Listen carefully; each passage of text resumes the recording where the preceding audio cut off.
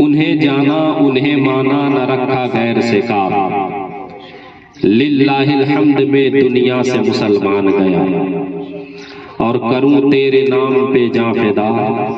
نہ بس ایک جاں دو جہاں فدا، دو جہاں سے بھی نہیں جی بھرا، کروں کیا کروڑوں جہاں نہیں۔ عزیزان ملت اسلامیہ،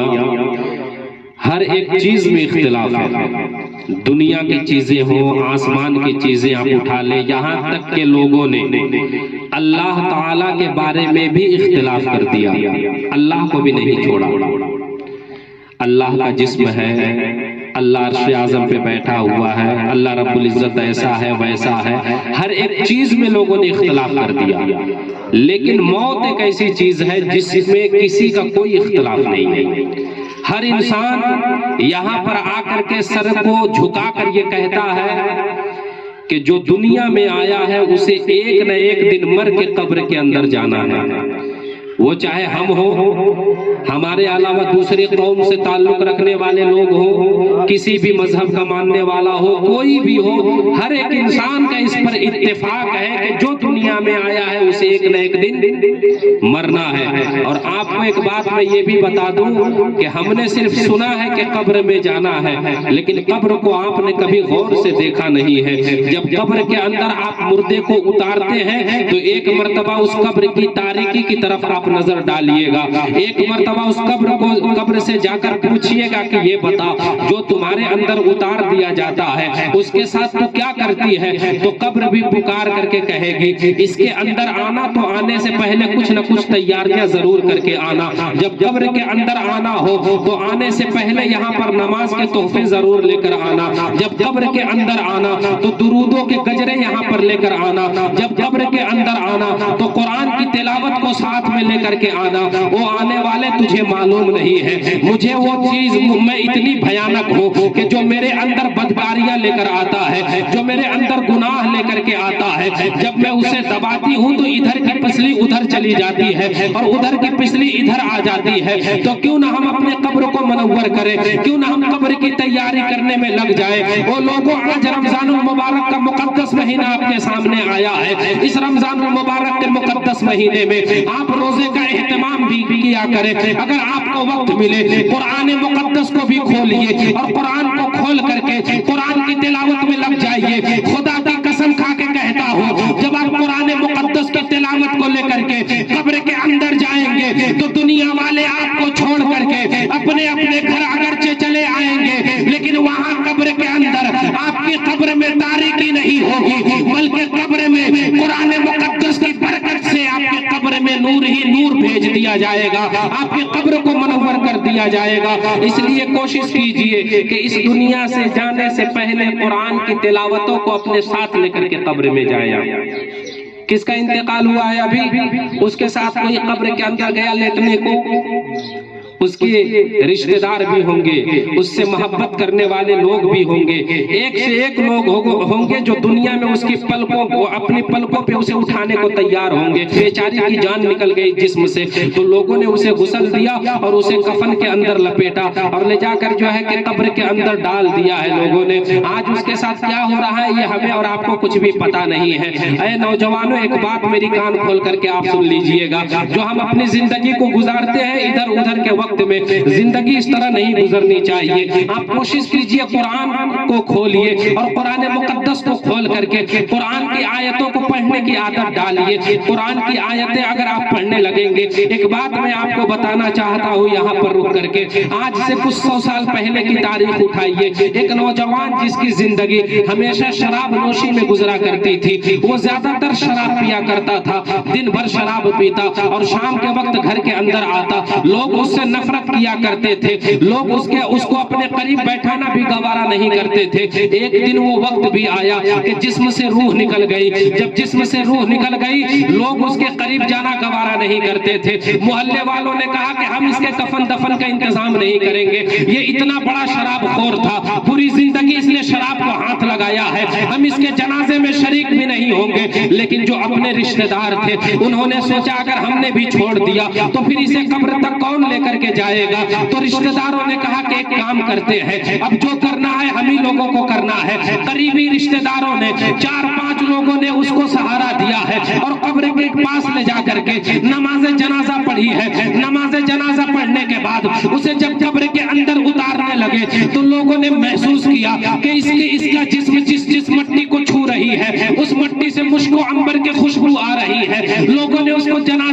کے جنازے کو قبر میں اتارا ہے اور لوگوں نے دیکھا کہ ہم نے اس کے جنازے کو ہاتھ کیا لگایا کہ ہمارے ہاتھ سے بھی مشک و عنبر کی خوشبو آنے لگی ہے۔ جلدی جلدی لوگوں نے مٹی ڈالی ہے اور ڈالنے کے بعد اس کے گھر کے قریب آئے ہیں، اس کی بیٹی کو بلایا ہے اور بلانے کے بعد پوچھا تھا او بیٹی ذرا یہ بتا تمہارے باپ کے بارے میں تو ہم یہی جانتے تھے کہ اس نے پوری زندگی شراب کو ہاتھ لگایا ہے، کیا کبھی اس نے کوئی اچھے کام بھی کیے تھے، اس نے کوئی اچھے اعمال بھی کیے تھے؟ تب اس کی بیٹی نے کہا تھا کہ ہمیں اور زیادہ تو کچھ معلوم نہیں ہے، لیکن میں اتنا ضرور جانتی ہوں کہ جب میرا باپ شراب پی کر کے شام کے وقت گھر میں آتا تھا تو بستر پہ پڑ جاتا تھا، لیکن جب اس کا نشہ اتر جاتا تھا تو وہ اپنے آپ کو بستر سے اٹھاتا تھا اور وہ پانی لیتا تھا اور اچھی طرح سے اپنے جسم کو بھی دھولتا تھا اور وضو بناتا تھا اور وضو بنانے کے بعد قرآن مقدس کو کھولتا تھا۔ میرے باپ کو قرآن پڑھنا تو نہیں آتا تھا، لیکن قرآن کھولنے کے بعد قرآن کے حروف پر اپنی انگلیاں پھیرتا جاتا اور یہ کہتا جاتا تھا اے پروردگار اس میں جو لکھا ہوا ہے مجھے پڑھنا نہیں آتا ہے، لیکن اس میں بالکل حق لکھا ہوا ہے۔ اے رب العالمین یہ قرآن وہ مقدس کتاب ہے جس کو تو نے نازل کیا ہے، اس کے ایک ایک حرف پر میرا ایمان ہے۔ میرا یہ باپ کہتا جاتا اور قرآن کی آیتوں کو انگلیوں سے چھوتا جاتا تھا۔ میرے باپ کا یہی عمل مجھے یاد ہے، اس کے علاوہ مجھے کچھ اور یاد نہیں ہے۔ تو زمانے والوں ہمیں یہ پیغام ملتا ہے جو قرآن مقدس کی تعظیم کرے گا اللہ رب العزت اس کی قبر سے مشک و عنبر کی خوشبو نکال سکتا ہے۔ تو جو قرآن کی تلاوت کرے گا میرا یہ ایمان کہتا ہے کہ اللہ رب العزت رحمتوں کو اس کے قبر کے اندر اتارنے پر بھی قادر ہے۔ عزیزان ملت اسلامیہ تو کوشش کیجئے کہ زندگی میں قرآن کی آیتوں کو لے کر کے قبر کے اندر جائیے۔ آپ خالی ہاتھ اگر آپ جائیں گے تو آپ یہ سمجھ لیجئے کہ خدا کی قسم اس تاریخ اور تنگ گھر کے اندر جس کو اتارا جاتا ہے اگر اس کے اعمال اچھے ہیں تب تو ٹھیک ہے، اور کہیں اعمال اگر اچھے نہ ہوئے تو پھر وہ پکار کر کے کہتا ہے وہ لوگوں ہمیں کہاں چھوڑ کر جا رہے ہیں؟ آج تک تو تم نے ہمارے ساتھ رہنے کا دم بھرا تھا، دعوے کیے تھے محبت کے، لیکن آج تو نے ہمیں اس تنگ و تاریک گھر کے اندر اتار دیا۔ ایک مرتبہ ذرا مڑ کر کے تو دیکھو، وہ روح پکار کر کے کہتی ہے خدا کی قسم تیاریاں کیجئے۔ آج ہم لوگ جو لوگ کہتے ہیں کہ یار تمہارے بغیر دل نہیں لگتا ہے، آج اگر 4 دوست ہوں، 4 دوست اگر نکڑ پہ کھڑے ہو جائے، اگر کوئی ایک دوست نظر نہ آئے تو سارے لوگ مل کر کے جاتے ہیں کہ چلو اس کو لے کر کے آتے ہیں، اس کے گھر جا کر کے کہتے ہیں یار تو کہاں رہ جاتا ہے، تیرے بغیر ہمارا دل نہیں لگتا ہے، تیرے بغیر ہمارا من نہیں لگتا ہے۔ ایک وقت وہ بھی آتا ہے کہ انہی میں سے کسی ایک دوست کا انتقال ہو جاتا ہے، جب اس کے دوست کا انتقال ہو جاتا ہے یہی دوست اس کے جنازے کو کاندھے پر اٹھاتے ہیں اور اٹھانے کے بعد قبر کے اندر لے جا کر کے چھوڑ دیتے ہیں۔ تو اگر کوئی یہ کہے کہ یہ تمہارا وہی دوست ہے جس کے بغیر زندگی گزارنا تجھے مشکل لگ رہا تھا، اس کے بغیر ایک منٹ تمہارا وقت نہیں گزرتا تھا، آج اسے تو قبر کی تاریکی میں چھوڑ کر کے کہاں جا رہا ہے؟ تو بھی ذرا اس کے ساتھ قبر میں اتر جا اور اس کے ساتھ کچھ وقت گزار دے، تو وہ دوست کہتا ہوا نظر آئے گا یہ تم کیسی بات کر رہے ہو، وہ دنیا تھی، دنیا میں ہم اس کے بغیر نہیں رہ سکتے تھے، لیکن اس کا نام قبر ہے، اس قبر کے اندر ہر کسی کو اکیلے ہی جانا پڑتا ہے، ہر کسی کو اکیلے ہی اس کے اندر رہنا ہے اور اپنے اعمال کا جواب دینا ہے۔ تو میں کہتا ہوں کہ ٹھوکر مارو ایسی دوستی کو جو دوستی دنیا میں ہی دوستی کا دعویٰ کرے اور قبر میں جانے کے بعد اس کی روح نکل جائے، وہ دوستی دم توڑ دے۔ اگر دل لگانا ہے تو مدینے والے مصطفیٰ سے دل لگاؤ، اپنے آقا سے پیار کرو۔ اگر تو نے اپنے آقا سے دل لگایا، اگر تو نے اپنے آقا سے محبت کی، یہ دنیا کی دوستی جہاں پر ساتھ چھوڑے گی مدینے والے مصطفیٰ کی دوستی شروع ہوگی اور قبر کے اندر اتار کر کے جب لوگ مصطفیٰ جان رحمت قبر میں تشریف لائیں گے اور ہمارے آقا ارشاد فرمائیں گے او فرشتوں اسے پریشان نہ کرنا، اس نے دنیا میں مجھے اپنا بنا لیا تھا، آج میں نے قبر میں اسے اپنا بنا لیا ہے۔ عزیزان ملت اسلامیہ، تو محبت کرنی ہے تو اس مدینے والے آقا سے محبت کیجئے نا، کہ جہاں پر ساری دوستی دم توڑ دیتی ہے مدینے والے مصطفیٰ کی محبت کام آتی ہے۔ اس لیے کوشش کیجئے اور آپ اپنے معاشرے میں سدھار پیدا کیجئے۔ روزہ رہ کر کے بھی روزے کی حالت میں اتنا بولنا کوئی عام بات نہیں ہے۔ آپ لوگ تو بیٹھ کر کے سن رہے ہیں، یہ ابھی آپ کے سامنے جو حافظ قاری عالم صاحب آئے یکے بعد دیگرے اور یہ اپنے محفظ ضمیر کو بیان کرتے رہے، ان کا مقصد یہ نہیں ہے کہ یہ اور کچھ سوچ کر کے آئے ہیں، ان کا مقصد صرف اتنا ہے کہ آپ اپنے معاشرے میں سدھار کیجئے۔ کریں گے قرآن کی تلاوت، کریں گے قرآن جتنا پڑھنا آتا ہے آپ اتنا پڑھیں، اور کوشش کریں کہ جو جانکار لوگ ہیں ان سے رابطہ کیجئے، آپ رابطے میں رہا کیجئے، جب بھی وقت ملے کوشش کیجئے فلاں چیز بتائیے، فلاں چیز بتائیے، ہمیں تحیات نہیں آتا ہے وہ پڑھ کر کے ذرا سنائیے، ہمیں درود پڑھنا نہیں آتا ہے ہمیں ذرا درود کیسے پڑھنا ہے وہ بھی بتائیے، اور درود کو اپنا وظیفہ بنا لیجئے، درود پڑھنے کو اپنی زندگی میں شامل کیجئے، مصطفیٰ جان رحمت میں کثرت کے ساتھ درود پڑھا کیجئے۔ درود کے بارے میں ہمیں معلوم نہیں ہے، درود کی فضیلتیں شاید آپ کے سامنے بیان نہ کی گئی ہو، میں ایک بات آپ کے سامنے بیان کرتا ہوں درود مصطفیٰ کے حوالے سے۔ عزیزان ملت اسلامیہ، اپنے آقا پہ کثرت کے ساتھ درود پڑھا کیجئے۔ مچھلی کا نام آپ نے سنا ہے، مچھلی دریا میں رہا کرتی ہے، اللہ رب العزت نے اسے زبان عطا نہیں کی ہے، ہماری طرح مچھلی بول بھی نہیں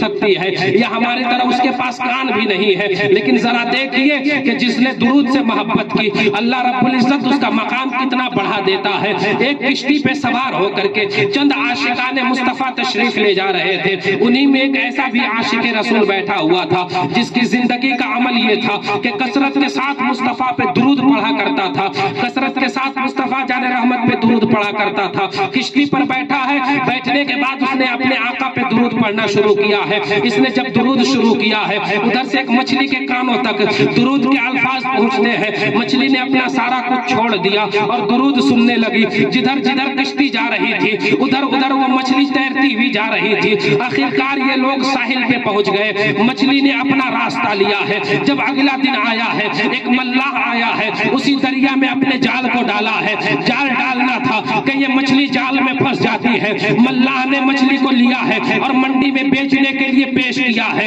ایک انسان گھر سے چلا ہے، اسی مچھلی کو خریدا ہے جس مچھلی نے مصطفیٰ پہ پڑھے جانے والے درود کو سنا تھا، مچھلی کو خرید کر کے اپنے گھر لے کر کے آیا، اپنی بیوی سے کہا اس مچھلی کو تیار کرو، جلدی تیار کرو مجھے فلاں کام پہ نکلنا ہے۔ بیوی نے مچھلی کو تیار کیا، اس کے بعد ہانڈی پہ چڑھایا ہے، آگ کو جلائی ہے۔ جب آگ جلائی ہے، آگ جلانے کے بعد ہانڈی کو رکھ مچھلی کو ہانڈی میں رکھ کر کے جب آگ پہ چڑھاتی ہے تو آگ ہے کہ جلنے کا نام نہیں لیتی ہے، اور جب نیچے اتارتی ہے مچھلی کو تو آگ جلنے لگتی ہے، اور جب مچھلی کو چڑھاتی ہے آگ پر تو آگ ہے کہ جلنے کا نام نہیں لیتی ہے۔ یہی کام ہوتا رہا۔ ادھر سے شوہر گھر واپس آیا، شوہر نے آ کر کے کہا کہ کیا ہوا، تم نے مچھلی تیار کیا کہ نہیں؟ بیوی نے اپنے ہاتھ کو جوڑے اور ہاتھ جوڑ کر کے بیوی نے کہا تھا اے میرے سرتاج، آج تک جو بھی آپ نے کام کرنے کو دیا ہے اس کام کو میں نے وقت سے پہلے کر کے رکھا ہے، لیکن آج جو یہ مچھلی آپ نے ہمیں لا کر کے دی ہے یہ مچھلی ہے کہ جلنے کا نام نہیں لیتی ہے، جب اسے آگ پہ چڑھاتی ہوں تو آگ بجھ جاتی ہے، اور جب مچھلی کو نیچے اتارتی ہوں تو آگ جلنے لگتی ہے۔ یہ معاملہ سمجھ میں نہیں آ رہا ہے، آگ آخر مچھلی کو جلا کیوں نہیں رہی ہے؟ تو ہمیں یہاں سے پیغام ملتا ہے کہ جس نے مصطفیٰ جان رحمت پہ پڑھے جانے والے درود کو اپنے کانوں سے صرف سن لیا ہو، اللہ رب العزت اس کی حفاظت فرماتا ہے، اس مچھلی کو دنیا کی آگ جلا نہیں سکتی ہے۔ تو جس نے صبح و شام اپنے آقا پہ درود پڑھے ہوں گے، میرا ایمان کہتا ہے کہ وہ دنیا کی آگ سے بھی بچا لیا جائے گا، آخرت کی آگ سے بھی بچا لیا جائے گا۔ عزیزان ملت اسلامیہ، اپنے آقا پہ درود پڑھا کیجیے، مصطفیٰ جان رحمت پہ درود پڑھا کیجیے، الصلاۃ والسلام علیک یا رسول اللہ، اللہم صلی علی محمد، درود پڑھا کیجیے اپنے نبی پر۔ یہ زندگی کا کوئی بھروسہ نہیں ہے، بہت سارے لوگ آئے قبر کو آپ جا کر کے دیکھیں، آج ان ناموروں کی قبریں بھی آپ کو دیکھنے کو نہیں ملیں گی جو ایک زمانے میں لوگ ان کے نام سے ڈرا کرتے تھے، کانپا کرتے تھے، ان کا ایک الگ سسٹم چلا کرتا تھا، لیکن آج ان کے قبروں کے نام و نشان نہیں۔ اور جنہوں نے اپنی زندگی کو مصطفیٰ جان رحمت کے قدموں میں نچھاور کر دیا، ان کو دنیا سے گئے ہوئے ہزاروں سال بیت گئے، لیکن آج انہیں لوگ اس طرح یاد کرتے ہیں لگتا ہے جیسے کہ کل کی بات ہے۔ خواجہ غریب نواز کو جانتے ہیں آپ؟ جانتے ہیں؟ کتنے زمانے ہو گئے؟ اعلیٰ حضرت کا نام آپ نے سنا ہے؟ اعلیٰ حضرت کا نام سنا ہے کہ نہیں آپ نے؟ اعلیٰ حضرت بہت بڑے عاشق رسول کا نام ہے، سمجھ رہے ہیں؟ سینکڑوں سال بیت گئے، لیکن آج بھی اعلیٰ حضرت کو ہم ایسے ہی یاد کرتے ہیں جیسے اس دور میں یاد کیا جاتا تھا انہیں۔ جانتے ہیں کیوں؟ اعلیٰ حضرت کو ہم یاد جو کرتے ہیں یا مانتے ہیں، اس وجہ سے نہیں کہ وہ زمیندار تھے، اس وجہ سے نہیں کہ وہ مال و دولت میں کم نہیں تھے، اس وجہ سے نہیں کہ ان کا گھر بریلی شریف میں ہے، بلکہ ہم اس لیے مانتے ہیں اعلیٰ حضرت کو کہ انہوں نے ہمیں مصطفیٰ سے عشق کرنے کا طریقہ بتا دیا ہے۔ اعلیٰ حضرت نے ہمارے ایمان کی حفاظت کی ہے، اعلیٰ حضرت نے ہمارے فکر کی حفاظت کی ہے۔ ایک بات میں بتاؤں، آپ کے محلے میں اکثر ایسا ہوتا ہوگا، بہت سارے لوگ آتے ہیں لوٹنے بانٹنے والے، آپ کے دروازے پہ آ کر کے کھڑے ہو جاتے ہیں، اور بہت سارے لوگ ایسے بھی ہوتے ہیں، آپ اپنے ایمان کی حفاظت کیجئے گا۔ اس بات کو بتانے کا مقصد صرف یہ دروازے پہ کھڑے ہو گئے، آنے کے بعد کہا کہ مجھے اتنے پیسے دے ورنہ تیرے ساتھ فلاں جگہ پہ ایسا ہو جائے گا، تیرے ساتھ فلاں جگہ پہ ایکسیڈنٹ کرا دیا جائے گا، تمہارے وقت اچھے نہیں ہے، اگر وقت کو اچھا کرنا ہے تو اتنے رقم دے، میں تمہارا وقت بدل کر کے رکھ دوں گا۔ اسی طرح ایک آیا اعلیٰ حضرت کے پاس، اور آنے کے بعد کہا احمد رضا باہر نکل جا۔ اعلیٰ حضرت کچھ تصنیفی کام کر رہے تھے، لکھ رہے تھے کوئی کتاب، آپ آئے باہر نکل کر کے، آپ نے پوچھا کہ کیا ہوا؟ اس مانگنے والے نے کہا کہ ایک کام کر، مجھے اتنے پیسے دے ورنہ تیری حویلی کا تختہ پلٹ کر رکھ دوں گا۔ اعلیٰ حضرت علیہ الرحمٰن نے جب یہ جملہ سنا، اعلیٰ حضرت کو جلال آ گیا۔ اعلیٰ حضرت نے کہا کہ تجھے پیسے ہی چاہیے تو احمد رضا دینے کے لیے تیار ہے،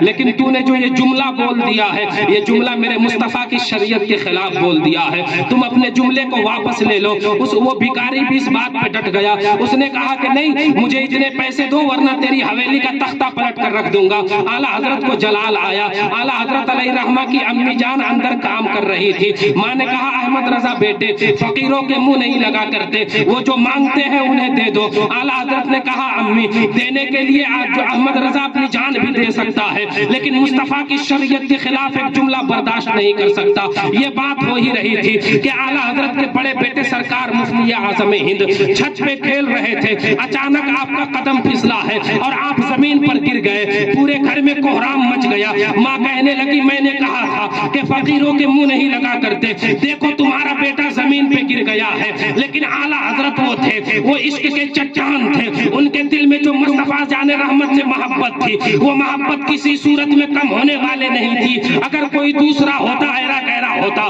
تو اس کے قدم ڈگمگا جاتے۔ اعلیٰ حضرت نے کہا تھا یہ تو میرا ایک بیٹا ہے، اگر اس کے جیسے ہزاروں بیٹے ہوں مصطفیٰ کی شریعت پہ ایک ایک کر کے قربان کر دوں گا، لیکن مصطفیٰ کی شریعت کے خلاف میں ایک جملہ برداشت نہیں کر سکتا ہوں۔ اتنے میں سرکار مفتی اعظم ہند اٹھ کر کے کھڑے ہوتے ہیں اور آ کر کے اعلیٰ حضرت کے قدموں سے لپٹتے ہیں اور لپٹ کر کے کہا تھا اے میرے والد محترم، آپ نے جو فیصلہ لے لیا ہے آپ اپنے فیصلے پہ ڈٹے رہیے گا، مجھے کچھ بھی نہیں ہوا ہے۔ اب اعلیٰ حضرت کو جلال آیا، اعلیٰ حضرت نے اپنی جوتی نکالی ہے، اور جوتی نکالنے کے بعد اعلیٰ حضرت نے اس بھکاری کے آگے کر کے کہا تھا کہ تو میری حویلی پلٹنے کی بات کرتا ہے، اگر تیرے اندر ہمت ہے تو احمد رضا کی جوتی ہلا کر کے دیکھا۔ اس بھکاری نے ایک ہاتھ لگائے، جوتی نہ ہلا سکا۔ جب ایک ہاتھ سے نہ ہل سکی جوتی، اس نے دونوں ہاتھ لگا دیے، پھر بھی اعلیٰ حضرت کی جوتی نہ ہلا سکا۔ جب اعلیٰ حضرت کی جوتی کو وہ پوری طاقت لگانے کے باوجود بھی نہ ہلا سکا تو پیچھے ہٹا،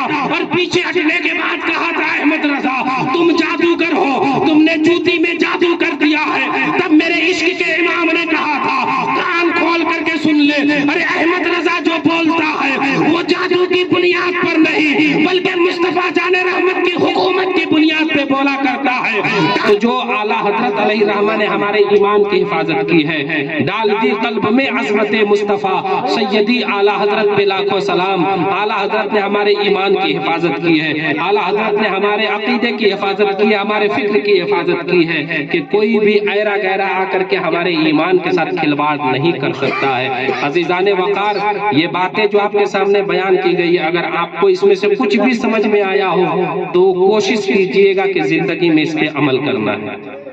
عمل کیجئے تب ٹھیک ہے، ورنہ ہم لوگوں کا آنا بلانا یہ سب برباد ہو جائے گا۔ کوشش کیجئے اپنی زندگی میں آپ اس پر عمل کریں۔